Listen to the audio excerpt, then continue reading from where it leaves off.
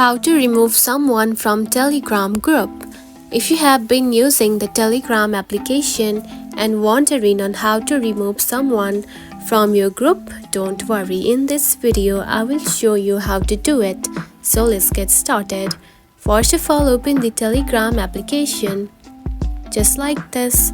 After opening it, you will find something like this on your home screen.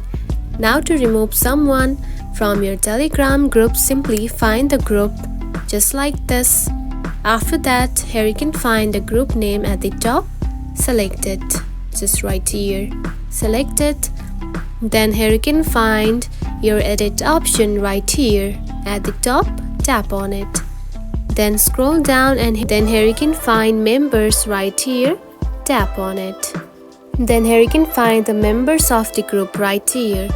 Now to remove them, simply slide to your left just like this and simply tap on to delete right here just like this, and now you can see the member has been removed. Now do the same process to remove other members on your group.